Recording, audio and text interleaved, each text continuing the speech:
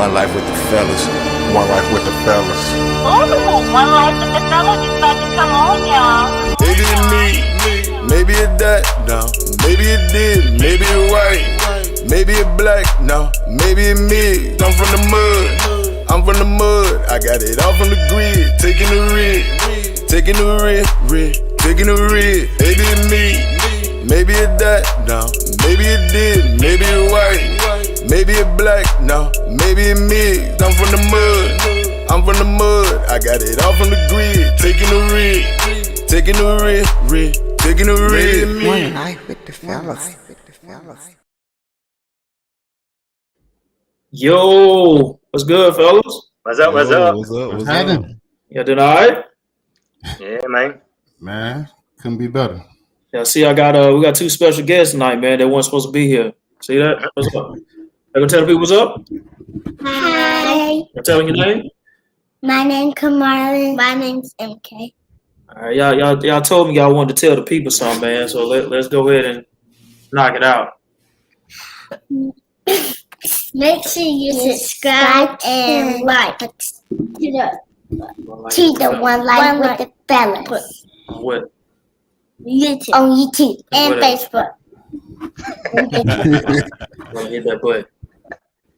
Hit that button. Press the button. Hit the button. Hit the All button. right, press that. We see. All right. Not too late. They gone. We out of here. My bad. I was slow on pulling that trigger, man. My bad. It's all good. It's all good. Yo, man. So we back, man.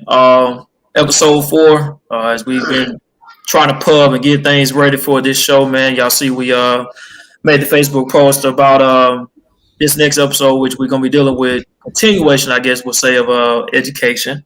We want to focus more so on IEPs. We want to know if it's helping or hindering our Black community. And as y'all saw, we're going to have a special guest for tonight, Ms. Kiera Holmes. We're going to let her come on, introduce her in a little bit, and talk about her business, what she has, and her background, and what she does, what she's about. And then we're going to dive right into it, man. So as always, before we do that, we'd like to touch on something that's currently going on or what's been hitting the headlines lately. It seems like lately there's always something. If it ain't gas prices, Nico, y'all got gas prices been y'all still gas in North Carolina? $4.29 for regular, bro. I saw somebody stealing gas in North Carolina, man. Was that you had something to do with that? I ain't had nothing to do with that one, but if you can hit them, tell them hit my inbox right quick. Did you take that one? Like you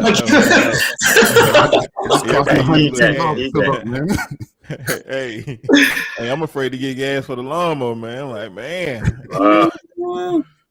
Man, so $110, bro, to fill up. So the other thing is, man, touching on the transgender, that's been winning these well, not winning, I guess lately here, won some national event. Can't remember the actual swimming event. It was a 500 freestyle something. I can't remember. The swimming? Yeah. I don't remember exactly what event it was, but it was definitely a swimming event.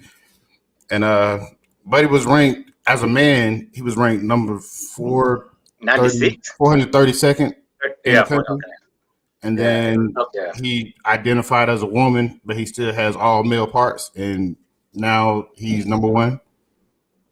Like, where's the equality in that, bro? Like, it ain't I just wonder. Women, man. I just wonder what they. Go ahead, Demir.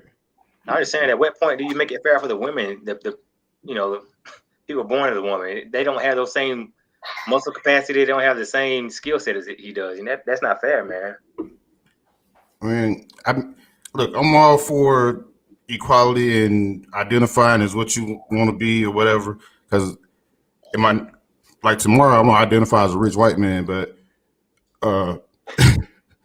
yeah, what? I'm gonna still identified as a rich white man. I need some more credit and stuff. But what's your name gonna be? You talking about Robert? Your name's gonna be Robert? No, that's bad. No, yeah, it's over with. Give me another name, man. Yeah, the Robert we know, that ain't gonna work. Right. Maybe William or something. Like, there's no equality for women at all. Like, they just going and taking over their sport? I asked a question in class, man, with my students, and I got a guy. He's actually in there. He's like state champ, like 5-time state champ in swimming. So this dude like legit, and he was like, he said he would love to see the individual, because you got to be careful with the pronoun. He was Absolutely. like, he would love to see him the individual compete at the highest level with the most elite, like at the Olympics and whatnot. He said he'll probably still get smoked, just simply because it is. Even though he was ranked that far with the guys, and I think we watched one race he did also as well. He came in last place. I think it was like his last last collegiate race before they for the season. He came in last place for it. Was it men or women? It was with women. It was with women. So it's crazy, man. I was telling them, I said, because we were just talking in class about having to be prepared in the workplace of like working with, those who are non-binary, I think it is, transgenders and everything. So, you have to be mindful of all this difference in your workplace where you're going to be now, man. And you got to be mindful of this stuff and how people may take or may not take things. And like Nico said, the fairness of it, like, where is it? You know what I mean? It's crazy, but yeah, I can definitely see it being not fair just because of where is you know what I mean, the transparency and you being born physically more gifted than me and participating in the sport that should only be for me. Even if I know, they remember they try to do the whole thing with the Olympics, right? When they tried to say, well, we test to ensure that they don't have X amount of testosterone in their body, before they can compete. But when do you test? You know what I mean? Are you testing a month before competition, or are you testing the day of competition? You know what I mean? Yeah. So Olympics yeah. So it can change, but man, I just don't see the fairness and the competitiveness of it for for both sides, because you'll never see. You may see it, right? You may see a woman try to compete with men at the highest level, but their level of it at being successful is not going to be as great as a man transitioning to the other side, competing against women being successful. Hey, do y'all remember? It was an 800-meter runner, and I forgot her name, but they took her medals because they said she had too much testosterone. The Jamaican? Was she Jamaican? I remember that. I don't remember her nationality, but I remember the story. Yeah. Why don't these same rules apply to? Why don't the same rules apply now? That's what I'm going with. Hey, last thing on the know, man, did y'all see the picture when they were standing up at the podium? Yeah. Oh man. But I think, man, this would destroy college athletics, man, if they continue to let this go on at any capacity. You know what I mean? Yeah. So, and I'm all for equal rights, equal treatments, but there has to be a divide somewhere. You know what I mean? It has to be a divide. You know what I mean? You don't want to stop someone from doing what they love. And I'm not saying stop them from swimming, but it comes to where do you compete? You know what I mean? So where does your competition lie? Yeah. I think we may have talked. Man, maybe we have to come to a divide to where we say, well, maybe we create a new category. You know what I mean? Yeah. But I don't know if there's enough competitors to do that. But at least put an X by that individual's name. Yeah, I think it's something that long term that they're gonna have to start thinking about, just so everyone can get that inclusion. Well, I know one thing they have to be careful about, because we talked about in class too. We're gonna bring in our guests right after this. But it's like, if you make the argument of having their own like transgender individuals racing, competing and everything, then they're gonna make the argument of now you're isolating us or you're discriminating. So it's like it's so much of a slippery slope that they can go down into. I can't know because it's going to lose or you lose, bro. Yeah, I think it is because it's going to be based on really based on your qualities because it's going to be you really don't fit in either or other category when it comes to how you want to look at it. You know what I mean? Yeah, I get it.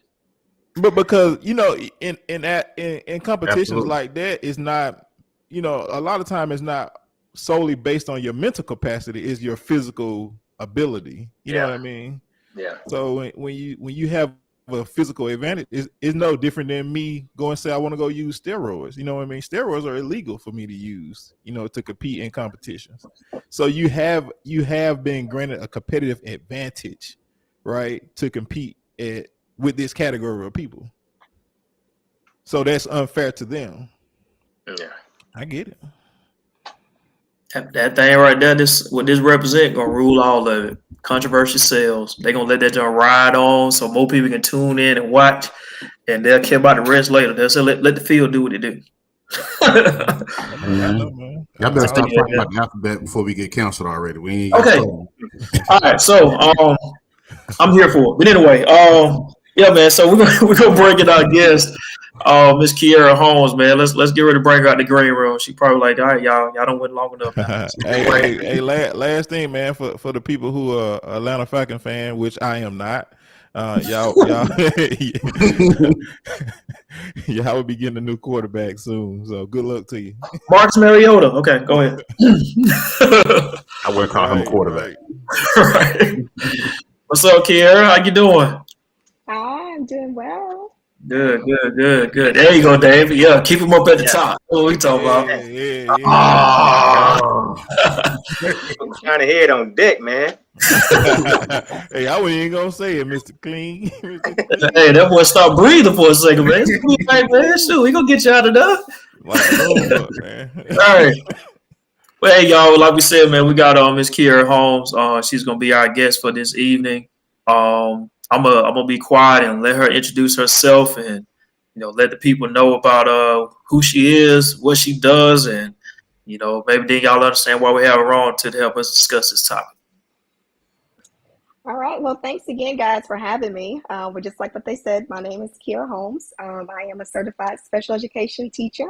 I've been teaching for about 7 years now. Primarily teach in the elementary age setting. And my sweet spot is 2nd and 3rd grade. So right now I'm currently working as a full-time special education teacher for second graders. And I also run a part-time tutoring business, online tutoring business called Homes Tutoring. So kind of to get into a little bit about the reason behind why I started Homes Tutoring, it was based on me working in a brick and mortar elementary school setting and realizing that the time frame for me being able to give those services to my students, it was just not enough. And that's what kind of helped me to get into wanting to branch out and do something more for my students as well as for the community. So I primarily teach students with specific learning disabilities, which I'm pretty sure we're going to go into that a little bit later. And that is what pretty much helped feed me into wanting to do something a little bit more for that age group. I also have a strong passion for adult literacy. The literacy epidemic in our nation is it's pretty high, especially for the African American community and minority community. And so I'm just trying to do my part on my end by helping to close those achievement gaps, specifically in the area of reading and literacy. And yeah, that's a little bit about what I do. Hey man, hit the sound effect, Murray. Come on, let's break it. Come on, Murray. Hey, my man, we got some new features, man. Yeah, so what we got? Yeah. New features on deck. All right, man. So that's how we're bringing in 2022, man. That's dope. We're gonna have no donkey of the days and everything, though. But yeah, man. So Kiera, again, we thank you for being on. Definitely looking forward to hearing what you have to share when we're talking about IEPs and whether if it's hindering or helping our community. And of course, when we're talking about our community, we're talking about African American community, right?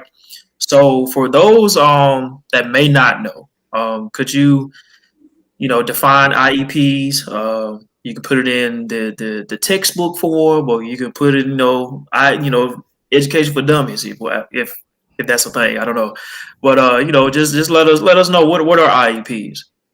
Yes, so an IEP, it is an individualized education plan.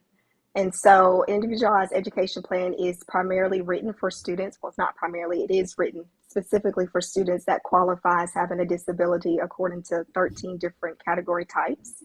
And the primary one, which we have a lot of African Americans that qualify underneath this one, is the specific learning disability. So this, the IEP is something that is through the Individualized Education Act that we have. And that is a federal, it's a federal kind of like a contract related to the school, so that way students can be covered. So it is something that all public schools, they have, and students who qualify underneath these different categories can receive an IEP. So that's pretty much what an IEP is. Now, I've seen some things where you talk about IEPs and 504 plans. Mm-hmm. Pretty much essentially the same thing, but what's the biggest difference between those two as well? So yeah, IEP and 504 are covered by different laws. So when you have a student who has an IEP, they are covered underneath one of those 13 disability categories. So you've got things like autism, other health impairment, specific learning disability, multiple disabilities, and it is a discrepancy between what the student can do, as well as it being something that impacts their ability to be able to exceed in the general education classroom. So you've got a series of things that come into play to help determine if the student has that particular disability or not. Whereas 504, you can receive certain accommodations, but like your placement doesn't change. So for example, maybe if a student just needs to sit closer to the teacher in order for them to gain the most from being in a general education classroom, that could qualify as being under a category of a 504. And we do have students that will go through the different categories to see if they apply for any one of those. And if they don't, we can look into seeing if maybe a 504 will be a little bit better for them. Okay. So we try to do a little bit of research on this stuff too, so we can have an idea of what's going on. Man, this is like one of the hardest things to research. I would say that. Yeah, we had a hearty conversation like about an hour or two before we got on, and the thing I was sharing with him, Kira, was like, it's not something. Of course, if you're in education, it'll make a lot of sense to you. But if you're on the outside looking in, just trying to learn more about it, or if you're a parent who has a child who's on IEP, or you think they may need to be, it's difficult. I don't think is necessarily cut black and white. Like for instance, like when you talked about the 13 categories, I'm just going to read off, and you let me know if I'm missing one or anything. But I think they're identified as autism, deaf blindness, deafness, emotional disturbance, hearing impairment, intellectual disability, multiple disabilities, orthopedic impairment, other health impairment, specific learning disability, speech or language impairment, traumatic brain injury, and visual impairment. Sounds about right. Yep. Covers all of them. All right. So, and like you said, like going back to Mary's point, like, what if a parent had to try to go and find out? Like, how would y'all take that, fellas? If one of your kids, they in school and you're constantly having meetings. And, and they say, well, I think your child may have multiple disabilities. We're going to look into that and see what that's about. Like, would you know how to go research that and feel good and comfortable about what I need to be asking in the next meeting? I know. If you had asked me that a few years ago, I'd be like, nah. And I would have been going with. It's almost like walking into your doctor's office, right? You don't question any and everything they say, so you're going to trust that the educators or the people that you're entrusted to educate your child to have and make the best decisions for them. You know what I mean? But in essence, if people had learned from, even just over trusting their doctor, right? Sometimes it is best to research and know what's going on with yourself. So, and like wise to say that it is also best to just kind of like research and know what's going on. If it's not just to know the terminology, when the teacher says something that I can, I'm not just shaking my head just to get the conversation over. I'm shaking my head because I'm acknowledging I really know what they're talking about, like the terms and everything as well. So, what about y'all, Nico, Demir? Would y'all know how to tackle that thing? Not at all. I do the same thing I do now. Like, I don't know something, I'm calling somebody so they can explain it to me in a different way so that I do it. Then I go about the research. Yeah, I agree with Nico. I'll probably go by research. Man, it is so hard, like looking into this information. I found like some questions that parents should ask. But other than that, like I was clueless trying to research this stuff and like, really dig into how this actually helps or hurts my child or, the overall goal of it, Got some good points. I'm gonna read a couple of comments that we have. One is from one of our followers. I think this is an administrator. I know he's an administrator in the school system. He says a 504 student can have a medical condition that affects his or her ability to access the general curriculum, but not necessarily a learning disability. And then we also have Mrs. Evans, First Lady. The school would diagnose. The parent would either have the diagnosis already, or the school would recommend evaluation.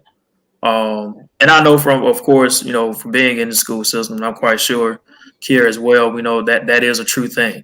And Gia Gill made the statement, and which is, I think this is the deciding factor, or the question mark when you're talking about IEPs is the dedication of the teachers and the involvement of the parents. So that being said, I like to kind of like switch the gears on this conversation a little bit with that. So in your experience, Kiera, how has that looked for you when you see the part about dedicated teachers and involved parents? How does that look for you? Oh, yes. Well, I do want to piggyback back to what you kind of said about this with not understanding what what an IEP is and what parents can do about that. Definitely want to encourage parents. Please ask questions. I've had some parents that have, come to IEP meetings, didn't realize that their student had a disability. And that's tragic. So, when you do go to those meetings, you should know exactly what your student or what your kid has, what category they fall underneath. And hopefully, if you do have a very welcoming environment, there's some segue into people there allowing the parent to be a part of that, because they are a part of the IEP team, and we make those team decisions together. So kind of going into your question now, it definitely is a team decision and a team effort. And, when you have administrators, teachers, parents, all accountable, and we're kind of doing everything that we can in the best interest of the child, it makes things a little bit easier. But of course, as you guys know, that's not always the case. There are times of where, you've got a parent or a teacher or even an administrator that it's a little difficult to do that. But at the end of the day, that IEP is a legal document. So whenever it's written, whenever it is signed, and I like to advocate out there for my parents as well, whenever it's written, whenever it's signed, that is a legal document. You can ask those questions about if that document is being followed. So that's one of the things that I like to advocate about and let parents know that they have rights when it comes to this. If you don't know, you can hold a meeting. A parent can request to hold an IEP meeting to talk about something related to the IEP, to talk about the progress even of the student, or to see exactly what's going on. So that definitely takes a lot of kind of forward thinking when it comes to the parents. But I definitely know that things change. Things can happen when parents are involved. So I had a question though. So with I know you said the parents should recognize it, but a lot of times, I ain't gonna say a lot of times. Take that back. Sorry. But what about for kids that the teacher may be saying that the child has ADHD, but it could just be an overactive kid or somebody you just class clown or bored. It's kind of hard to handle that situation. I mean, do you just get a kid diagnosed based off a teacher saying, "Well, talks a lot in class," or doesn't pay attention? Right. Well, yeah, kind of going back to LaJoy's statement there, like the teachers, we can't diagnose. So as far as an IEP goes, we can't diagnose if a person has ADHD or not.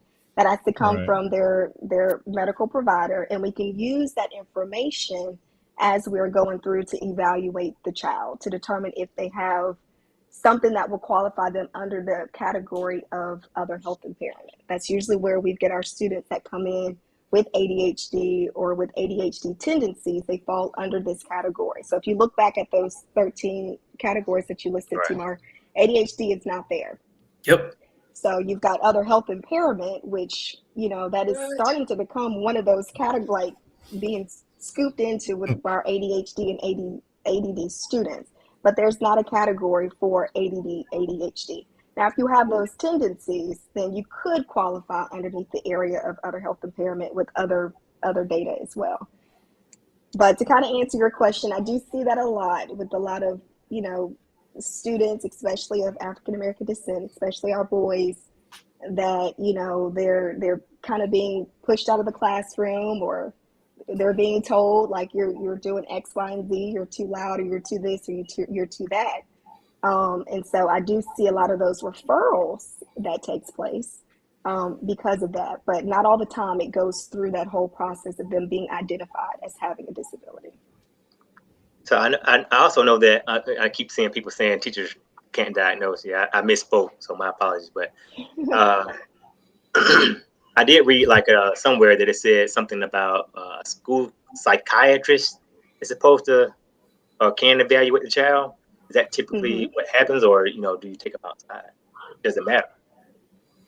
Yeah, so the school psychiatrist, or sometimes it's the counselor that's there, can be involved in the evaluation process. I know in the school district that I was in previously, it was a school psychometrist. So a psychometrist went in and did the evaluations to determine if a student qualified for receiving special education services. But there's more than just one piece of data to determine if a student can qualify. So there's multiple pieces of something to let you know if the student has a deficit enough to be placed in one of those categories. So yeah, sometimes you can have a school psychologist that takes some of that information. Sometimes you can have a school psychometrist that can do the same thing. It's a new term for me. I'm over here on Google right now trying to find it for real. I ain't never heard that before. All right, so Joyce said with an ADHD diagnosis, there's a parent and teacher checklist that is usually completed.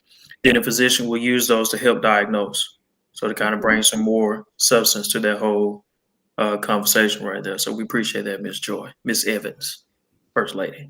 Right. That tag every time. But yeah, man. So you touched on something as well. Well, we got another. I'm gonna read this comment here too. Many school systems in Alabama have been under a federal lawsuit for the overrepresentation of minorities who receive special education services. In some cases, students have been referred due to teachers' inabilities to reach them.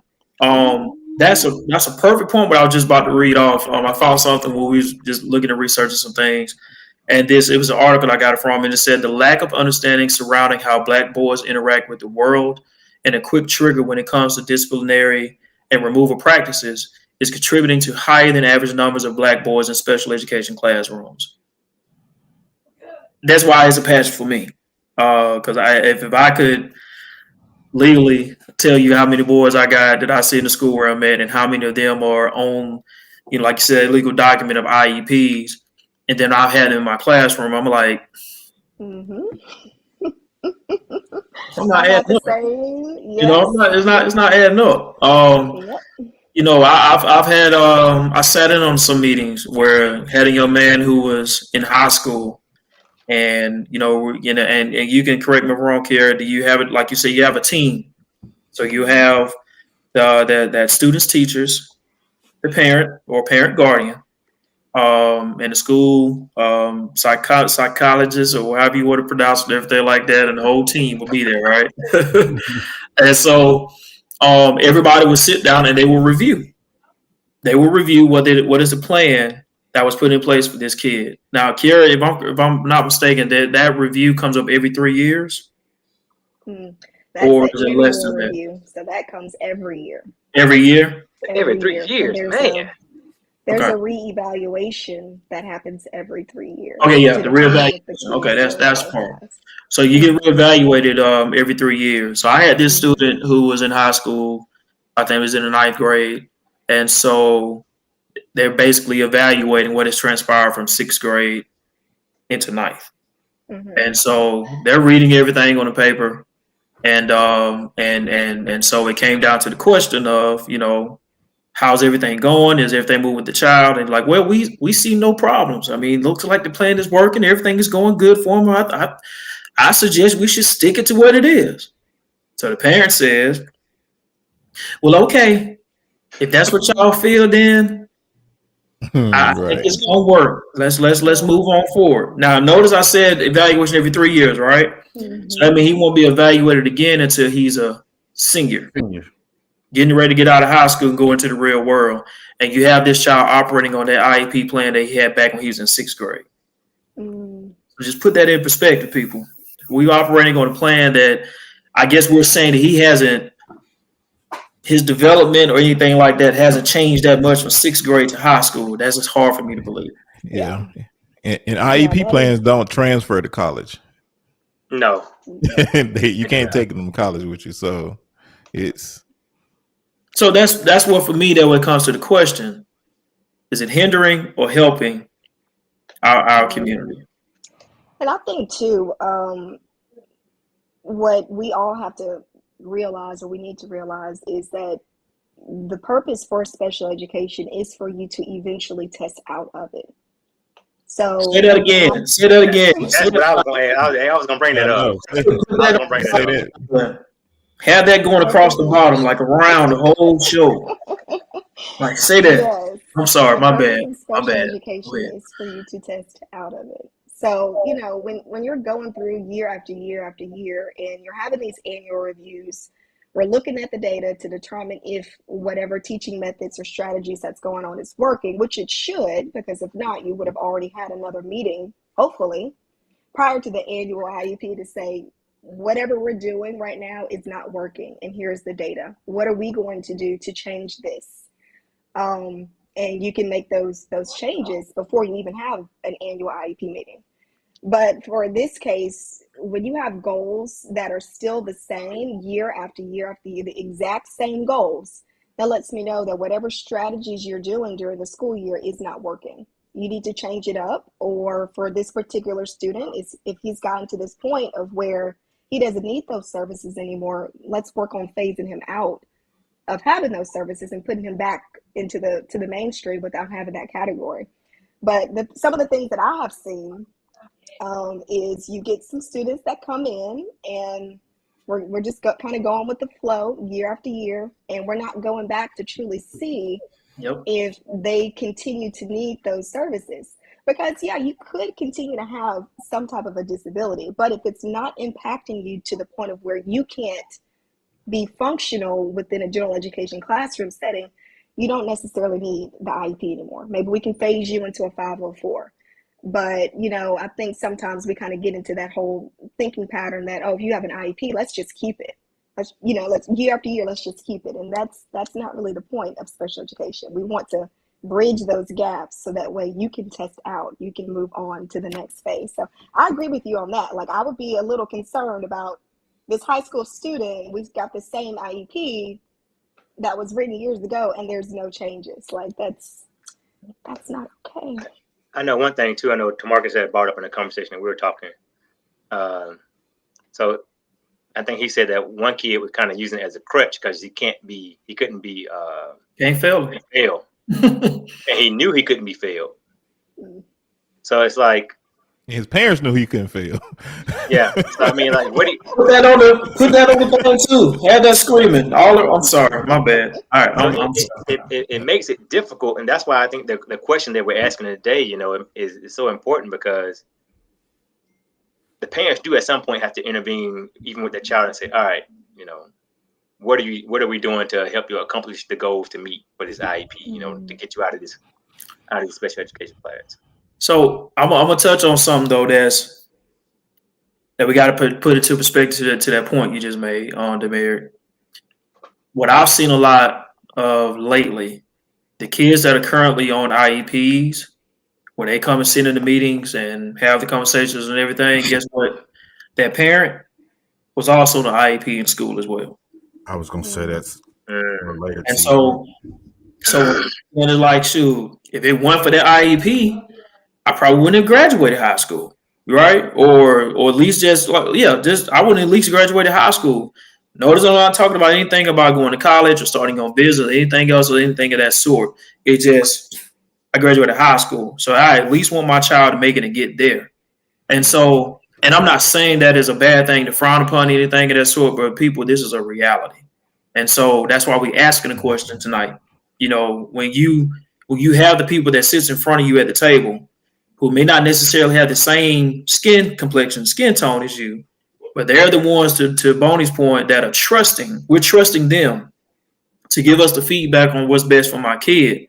And so, okay, and that person or people across the table for you know and understand that. Do you think they're gonna be moved to say, hey, let's go to the point that Kiera brought up earlier about getting you off of this plan? Don't worry about it. We'll keep you go ahead and keep your pipeline and keep you stagnant in that area of growth. And so it hits to a larger question of, you know, how is that impacting our communities, man, or us as a people collectively as a whole? And I wish I could. That one thing I was trying to come across to the Mary's point about the struggles of finding information. I wanted to know how many people are graduating from our schools now with IEP plans versus the ones that are not, and how that translates on active IEP plans. Yeah, you know what I'm saying, and how that transfers to life after high school or whatnot. That's a statistic I would love to try to get across and see. One point though, I think somebody brought up earlier to clarity, where we said that IEPs don't transfer over to college. I think when you have a 504 plan, that actually does transfer over and follow you into college. So we just want to make sure that's clear to everybody. You know, because we want to make sure everything we saying tonight is close to 100%, if it ain't 100% accurate for everything. Because this is some serious stuff, man. I don't think a lot of our people are willing to sit down and have the conversations enough to probe these questions that we're talking about, asking and being involved. Like to the point LeVar said as well, you know, he said what the thing about that is it all starts at home. School is and has always been secondary. We have to educate our homes on this. That's been the name of the game since day one, ain't it? Right. Can't get no sweeter than that. I saw something as well too, and I wanted to get y'all opinion on this. It says overrepresentation of minorities in special education is a growing problem in schools today, which we've pretty much kind of established. It says research indicates that factors such as test biases, poverty, poor general education instruction, and insufficient professional development for working with diverse students can cause this overrepresentation. I want to touch on the biases part. Now, let's kind of fellas, I'm asking y'all, you know, kind of just put yourself into back when you was in the classroom. Did y'all ever have some teachers, man, who you can just kind of tell they gave you the vibes like they already kind of prejudging you, or not you, but maybe your homeboy, your pupils that you know that grew up in the worst parts of your town and city? Did y'all ever catch that where they just kind of prejudge that child, and if they did, what happened with that child in class? Yeah, I think I'll go first. I'll take this one first. So it's about reputation, right? If you're in a school setting, say you know, you just started high school and you take that ninth grade class, right? Your reputation in ninth grade is probably gonna follow you until you graduate. Yep. Just because you have teachers throughout their school who constantly communicate with each other and they talk about certain kids and certain lights, right? So if this kid's coming in my class, I already know what to expect from him. You know what I mean? So yeah, of course you're gonna get treated differently based off your reputation. There's no doubt. There's no different than you and I. If someone says something about me that you've not met them before, your reputation get there before you do. So I can say definitely that's going to transpire in any aspect of life, as well as school, high school, elementary school as well.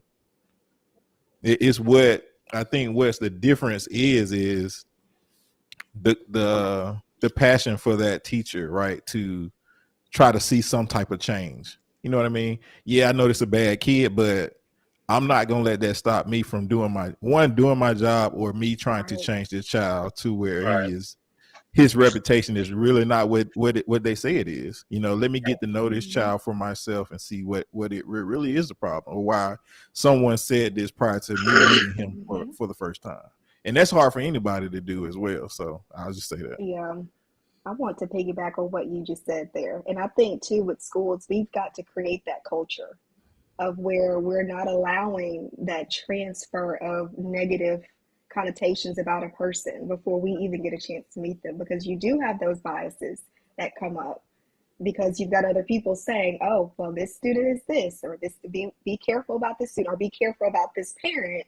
And so you're flagging these kids or already making these prejudgments about them.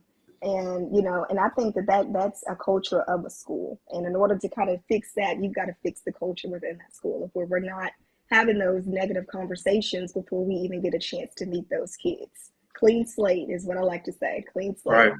Right. Is there a way for a parent to be able to infiltrate that though? And like kind of put that to bed?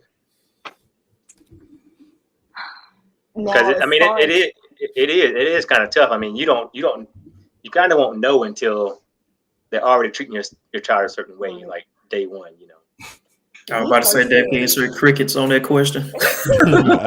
I mean, when you deal with a parent deal, like see, when you said like having prejudgment, I was that guy.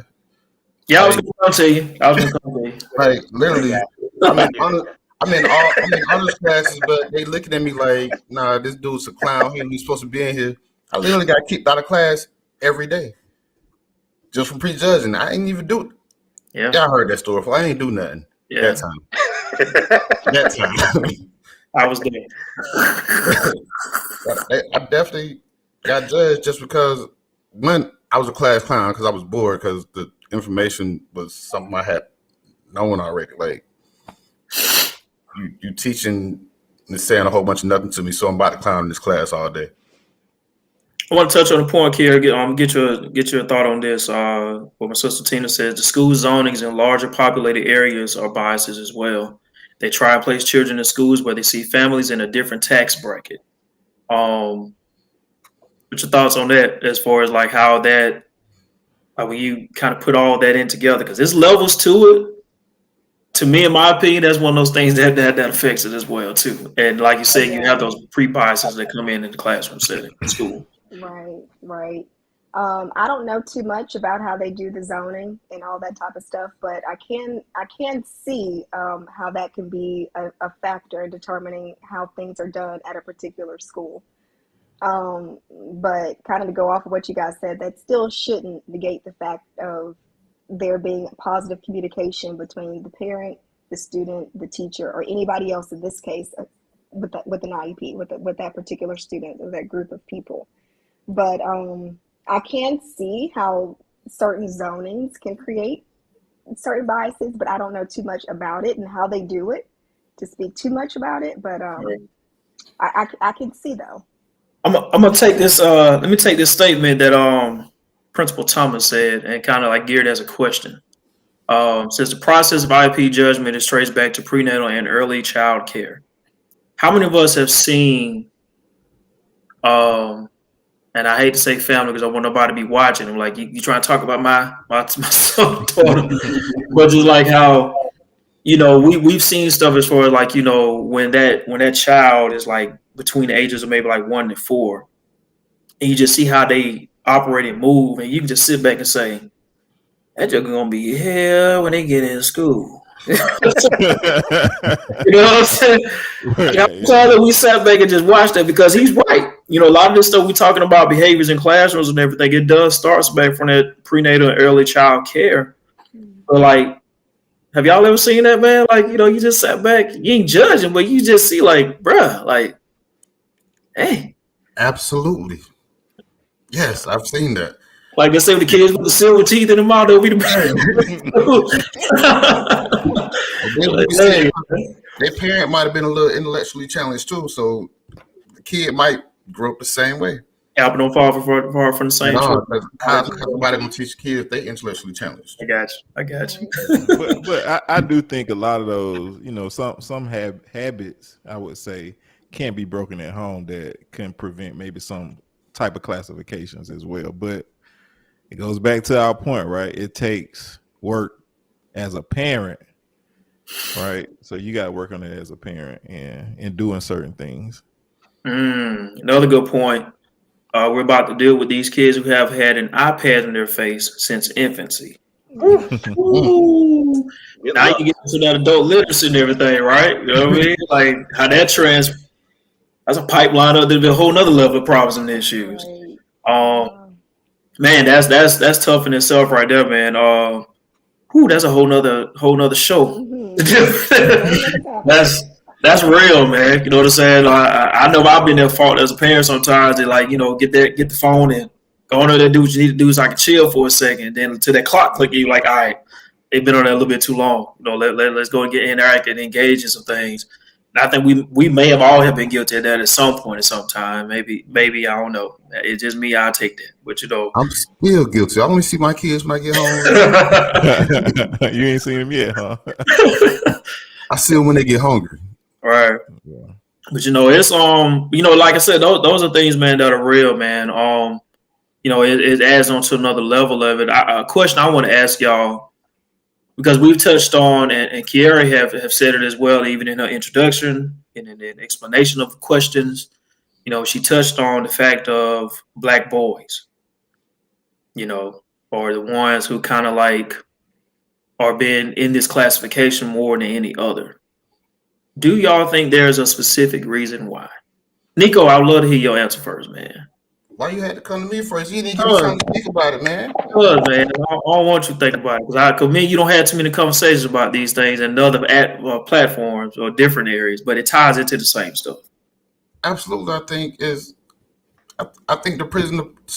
school to prison pipeline is real. So Black boys are fed to that system. I honestly think that. So that might be a reason why 20% of Black boys are on IEPs, or the 20 Black boys make up 20% of it, and we only like 9% of the population. Demaric, Bonnie, y'all got anything with that, man? What y'all think? I don't know about the prison pipeline. I agree a little bit with that. I can see where you're coming from with that. But I think, and generally, sometimes we are a little hyperactive, we get to run around and do what we please, I ain't gonna say as we please, but I mean, we like to have fun. So as a kid and your mama ain't really bothering you, hey, go outside, especially our age group growing up, and go outside. So you're able to run around free and do as you please. And now you're asking me to sit in the classroom for 8 hours a day and listen to this lady talk. My attention just ain't there. But at what point in time do you allow that child just to be a child and not try to force anything else on them? Right, and that's the part I agree with, right? At the same time, it is just a child being a child. And that's what I'm saying, like, you can't keep a child focused for only so long. So now you're asking this child to sit down and pay attention to this lady who's talking for about an hour. Hey, I need a break. I was that kid that I couldn't sit still. So I like to move around and do whatever, They would have had you a lot of medicine today. Hey, still tell me you got ants in your pants, boy. You got ants in your pants. Sit down somewhere. Still can't sit still. Still can't sit still. See me moving now.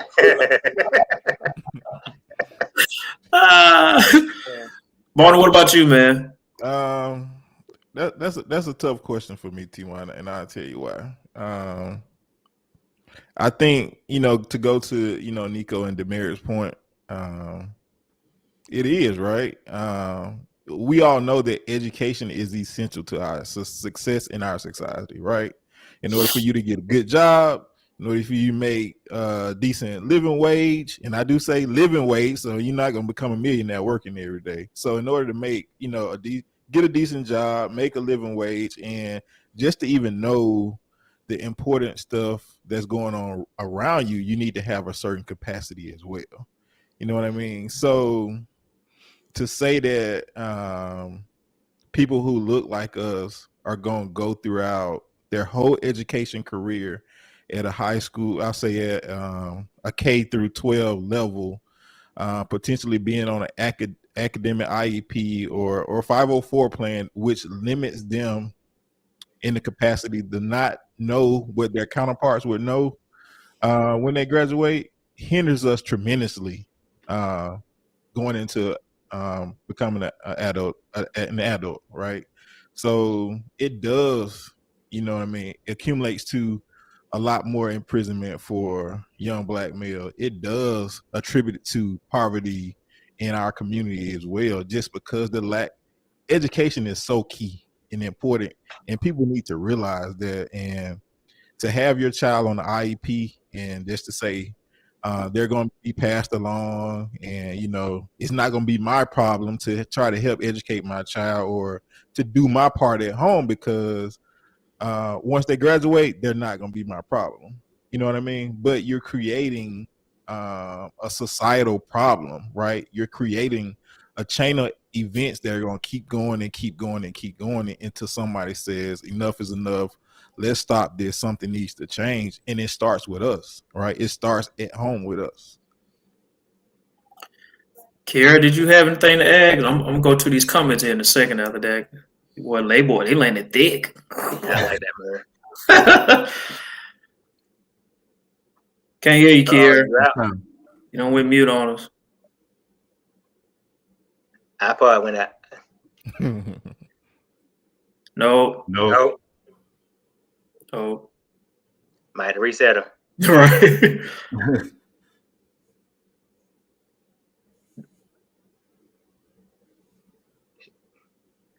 They done died on her. All right. I'm gonna go to these comments. Hey, go real quick too. There's fingers of husband. Hey, husband fingers. Big finger boy. God, no, boy. He's over there. I saw that.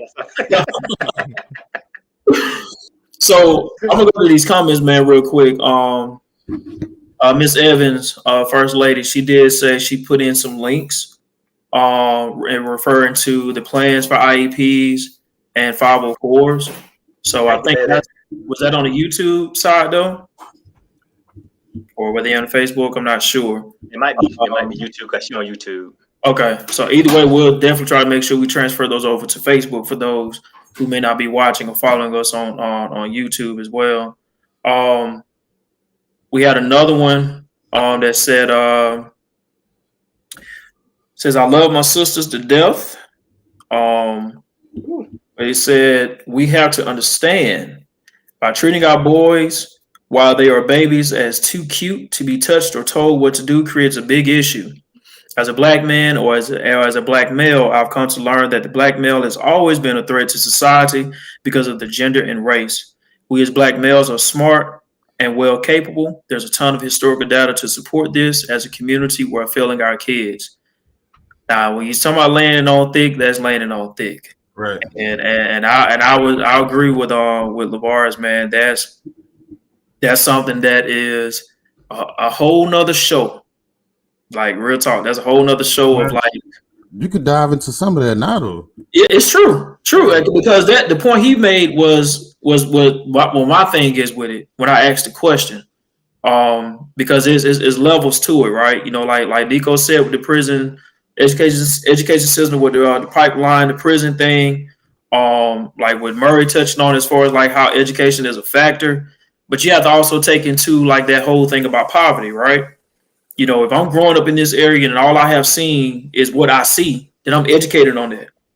Right. And so that's what my household is.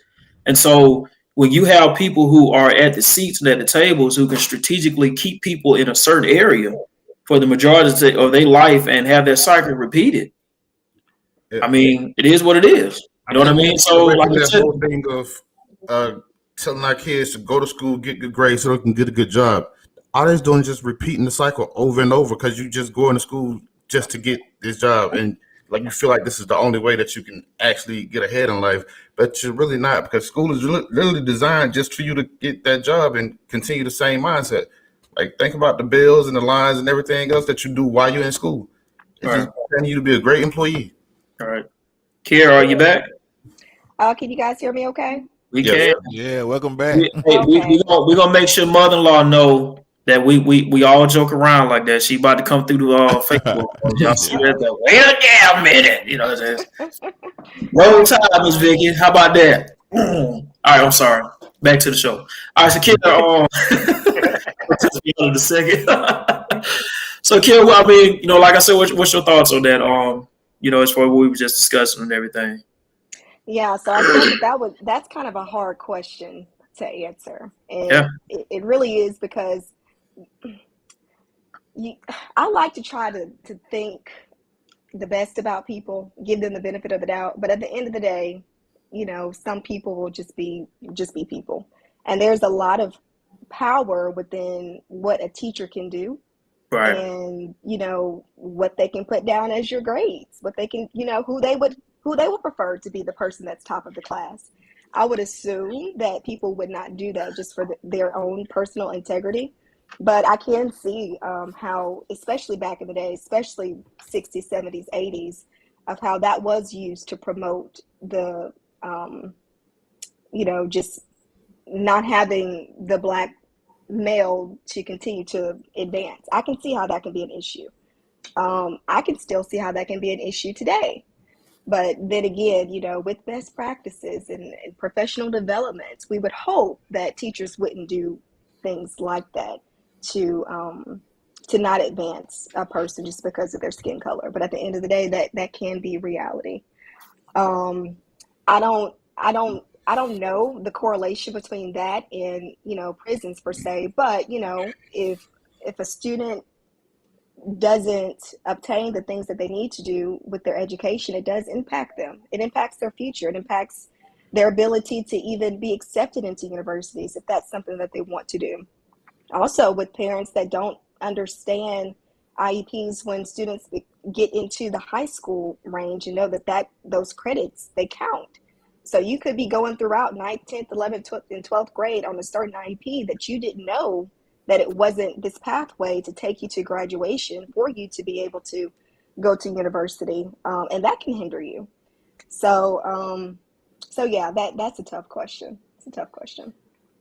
I ain't gonna lie, I always like to ask that question because I think those are the type of questions that we need to have more, not only in our households, but just within our communities as a whole. In whatever form or fashion that you are involved in your community, whether it's through nonprofit organizations, fraternities, sororities, or whatever it may need to be, or you just doing your own individual thing with your own initiatives or whatnot. You got to ask those tough questions, man, that we kind of sweep up under the rug. Because once we ask those a lot and more, some of these ugly truths will become back to be unveiled. So I think we're going to get ready to wrap this thing up. Nico, you about to say something? I was going to speak to the point of like what we had said earlier about IEPs and the parents being involved, and you know how like you were saying like parents be like, okay, yeah, it's cool, go ahead. If it was working, then you should be like progressing. So don't just sit there and say okay to anything. Like, don't be afraid to ask a question. Right. Like, how about not progressing? Like, either I'm progressing or it's gonna be recession. Like, there's no being still and stagnant here. Like, I should be on the same plan for like 6 years. Right. So just ask those type of questions. And I think the reason that people don't ask those questions because, like, if you look at some of the people in our community, they just happy with graduating. Like, graduation is the highlight of their life, and they stuck. Like, you got to get past that thought and that mindset. I think sometimes too that's probably the pattern of the family. You know, a lot of times you look around you, you know, and you become the product of your environment. You know, if your mama's sitting around, your cousin's sitting around drinking every night, you know, having a good time, and you sitting around with them every Friday night doing the same thing, I mean, you more than likely going to end up doing the same thing. You know, you just happy to get out of school, just go do the same thing. You know, be free. Well, I'm just glad I don't have to wake up and go to school tomorrow. I know where you're going with that. We got to ride on it. Little devil's advocate to that. And we're going to get back to Kiara to give us the last few nuggets, and we're going to wrap it up. Just to add into what you're saying on Demeric. And I will always try to challenge us to not forget that there are people who sits at that high table that know exactly what you just said. And so because of that, they're going to strategically keep things into perspective for that exact same reason. So like Kiara made earlier, we would love to think and hope that in our school systems, we have teachers that actually care and understand the dynamics of the classrooms that they have and the households that these families and kids come from. But I've read some points earlier that the overpopulation of the thing that we're talking about tonight, a lot of that is because of the misconceptions of not knowing about these households and going in with their biases. So for me to do my job, I'm going to do my job to check off and go, to keep that kid to keep on going about what they need to do. Now, whether they become a high school graduate, they go to prison, when they kill themselves or whatever, would that fit my bias? Maybe so. I ain't worried about it. I did what I was supposed to do by what this legal document told me to do.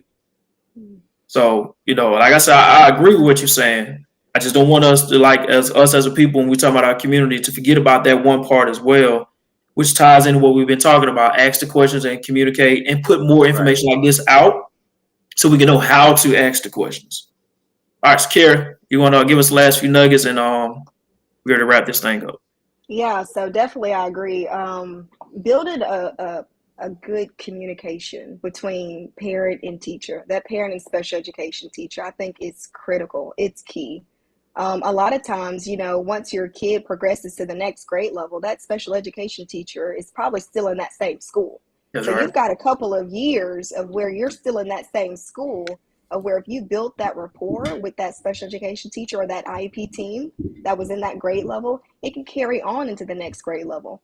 So I feel like, when that communication is there, when that rapport is there, it helps tremendously. It helps to cut away those biases that you could have had. It also just encourages, more people to get involved with that particular kid, because it's showing us that you really care about your kid. You care about what they are doing. It's kind of like one of those things. I can't care more than what you care for. Like, I can only do so much. But what I see, me personally, especially when I see a parent that is very involved and at least tries, that gives me more motivation to be like, okay, these are some things that I'm just going to send to you just because you haven't even asked for it. But because I know that you are trying your best, you're doing whatever you can, I'm going to give you this. I'm going to give you these resources. I'm also going to talk to the teacher that the kid is going to next year and tell them about the report that I built with you. Right. And I'm going to show you the strengths of this kid, right. not focusing primarily on Not the just weaknesses. Yeah. Focusing on what this kid's potential is when they do graduate. And all of that can carry over into the next school year, the next grade level, the next grade level. So it's all about connection, who you know, and the way that you kind of build that rapport. And then I think also, too, when you build those connections, you're not as afraid to ask those questions. You don't mind asking those questions to the person that you build a connection with. And it's just a shared communication. It's a team. It's truly a team effort. And when everybody can be involved, especially that teacher, the parent, and the kid relationship, when that relationship is strong, the school year typically is very successful. I want to add two things. I want to ask one more question. Go ahead, Dave. Go. But this is my question.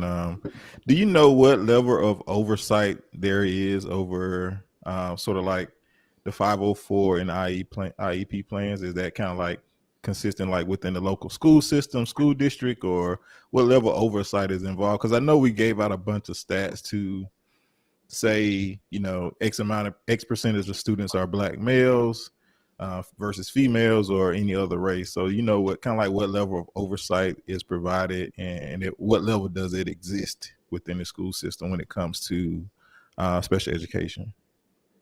So are you saying who's overseeing?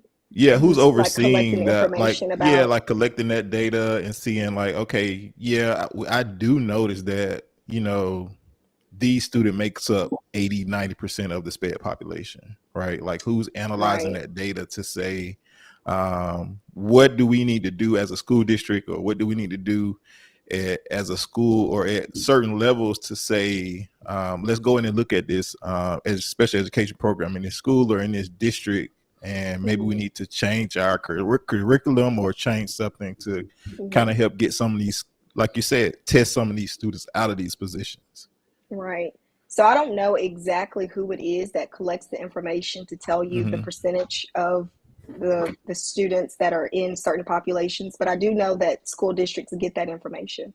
We also get that information after standardized assessments that can break it down according to what kids, how they score based on their race as well. So we can look at that information as well. And the purpose of us getting that data is to help us with our instruction. So as we collectively get that information, that is supposed to be the factor that helps determine the curriculum, that helps determine if what we're using is effective for our kids. Now, if everybody uses that data to help them with their instruction, that it just depends. It depends on the school district, depends on even the teachers per se. So, but yeah, that data is, I don't know who collects it, but it is provided for us. I was gonna say, Kiera, that's public information. As one of our followers let us know, that's actually on the Alabama State Department website. Like she said, when they do the standardized testing and they break it all the way down, and it's gonna be a hefty PDF file when you download it.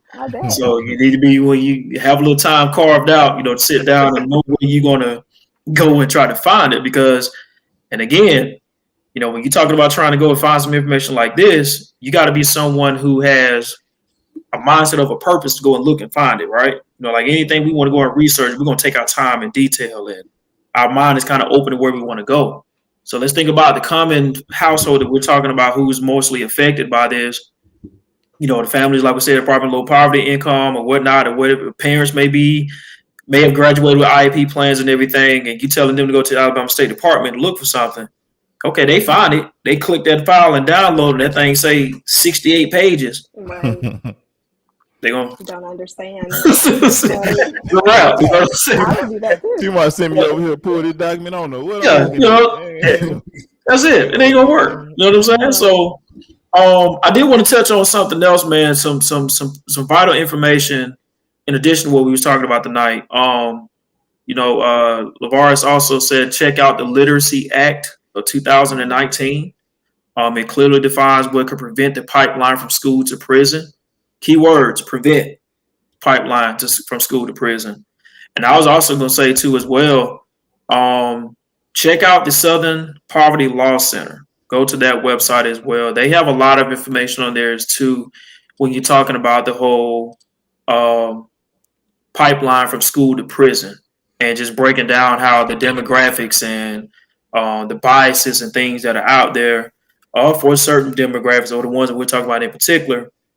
And you have certain school systems where I hate to say intentionally geared to keep this as a pipeline, but hey, it is what it is. And I always use Alabama as a perfect example, man. I mean, we got government funding from the government with all this crisis and everything hit with the pandemic and whatnot, and we getting prisons built.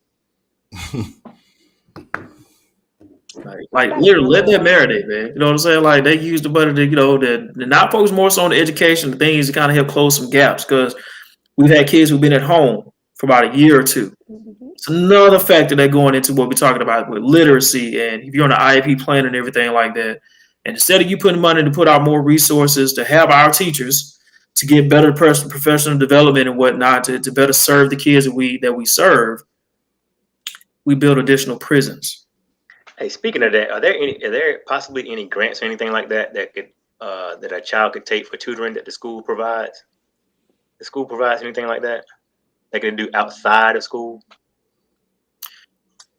That comes on the parent going out and researching and finding, or like with Kiera Holmes, who has her own tutoring service. Right. Find, you know what I'm saying? So I mean, it's. I know when I was working in Montgomery, there was quite a few of them that there was other additional private services that were offered that did provide tutoring and everything like that. Mm-hmm. I haven't seen that as far as like with the school having partnerships with things like that. I know when I was principal, so like he was like Thomas, Mr. Thomas was just saying, with Title I schools are required to provide this. I know I had some partnerships with particular specific people who provided those tutoring services for my kids, because I had a good number of kids who would come to my school who were grade below their grade level. So I wasn't going to try to put all the pressure on my teachers. I tried to connect them with some resources that I had that school provided that Title I paid for. So it's not something that comes out of the pocket of the parents or anything like that. That's a paid service of Title I that's up under that umbrella for Title I services. Now, do a lot of parents know that? No. Are a lot of principals are going to put that in the forefront? Some principals are, but are all of them? No. So, again, I think it comes back to us having platforms like this and try to spread the word. When we have some Black people who are in these administrative seats, try to get them to help us. You know what I'm saying? Instead of just sitting in the back. You know, just yes man, huh? Right. You know what I'm saying? Just collecting my 6 figures and sitting on the board and getting all these nice little accolades. But, you know, that's a glazed over moment. Take that laying off. You got some real serious problems up under your belt. So that's my little take on it, man. But, yeah, there are some Title I things that are there. He said he offers it at Wells, but his folks are not taking advantage of it. I think you probably see that more so in the public schools more so than private, where you have the principal like him who's offering these additional services. And they'll come to your office. You can tell them, Kara, they'll come to your office. They'll have all the plead stories and, dang, you know, make you have to grab your tissue out, you know, feel real bad. And then you put the game plan out and have them for them to do it. When you're giving them the game plan, it sounds too much. So they doing that again. You know what I'm saying? Gotta just clock it out. So I don't know, man. It's a lot. Right. That's the hard part too, about that. When you kind of do offer things, even if you do things for free, there is a percentage of people that just won't be, you know, be bothered with doing it. So I think too, just kind of creating that culture of accountability for each person. You know, if you're coming to us and you're asking for certain types of assistance, if we're giving you this, we've got to, you know, hold each other accountable about you actually going through. Because the thing about tutoring, the thing about even closing achievement gaps, it's going to take time. You can't expect for your kid to go into tutoring services. They're 2 years behind in reading, and you expect within 10 weeks for them to be on grade level. You just can't do that. It has to be a consistent continuation of something in order for you to see results. So got to put that out there too. There's no quick fix, especially when you have a student with a specific learning disability. There's not a quick fix to that, but consistency is key. When you consistently do the same thing, repetition, the same thing over and over and over and over again, eventually you're going to get it. But a lot of times I see, especially my American students, I forgot to say that I do teach students in China as well. The culture is just completely different. For them, they book sessions years in advance. You know, 1, 2, 3 years. They're like, okay, I'm booking these sessions with you. And they come every single week without fail, every single week, because the culture there is for them to learn, to progress. And they know it's not going to happen overnight. It's hard for me to see American students with that amount of dedication. It's just more so like, let me just do it for a little bit, if I do it at all. And then, you know, I'm occupied by something else. So again, I think that, you know, us collectively have to create that culture of support and accountability of saying, like, education is something that it's going to come first for me. It's something that's necessary. It's my responsibility to do it. And I think once we kind of push that agenda out there, it's going to help them to be like, you know what, I do need to take ownership of this. So. All right. So, Carrie, you want to give them the link and information they can get to your tutoring services and everything? Yes. So, homestutoring.com, that is my website. I primarily do kindergarten through 5th grade of reading. I do math with students who are a little bit below grade level in math with K through 3. So you can find me at homestutoring.com. I also have a Facebook page as well. And that is that /Homes Tutoring Online. I also have an elementary reading and math support group for minority students. That's a group on Facebook as well. And I like to put a whole lot of resources out there, especially reading resources. So feel free to like the page. I also do a lot of fun camps in the summertime, a lot of free read alouds as well. And I've got a bucket load of resources, y'all. I just don't want to bore you guys with all that, but this is what I do. I eat, sleep, and breathe reading. I eat, sleep, and breathe literacy and how it impacts especially minority students. So I've got a ton of resources, a ton of video modules. If parents want to go through video modules just to kind of see how they can do things at home. I like to even tell parents as well, if you got specific questions about how to even teach your kids something, just let me know. If you're willing to do the work at home, I'm willing to teach you. Because a lot of times parents come to me because they don't want to do the work. They want somebody else to do it. But if you want to do it, I can teach you how to do that specifically related to your kids. So reach out to me as well. My email is kiera.homestutoring@gmail.com. Quick question with all of that. Do you do things virtually or is it face-to-face? Because, we got, followers from a little bit of everywhere. So we would love to send some people to you, especially if you're able to do it virtually and whatnot. We just want them to know that. Is 100% virtual. There it is. So y'all got that. Virtual. So no excuse. Hit her up. Good stuff tonight. Nico. What's up? Want to take us off, big dog? Really trying to think of a quote. I have one, but I got one now. Got you one. Hey. You want to do what we used to do in college with Hustle Man now? Oh, we do that one. Oh, never mind. Go ahead. Hey, wouldn't that be fitting right now, though? Hey, if you're still breathing, regardless of your circumstances, you still have a chance. You become what you believe. That being said, I love you. Have a great day. On it with purpose. Peace and blessings. Man, you been hard, man. God, dog. I like that one.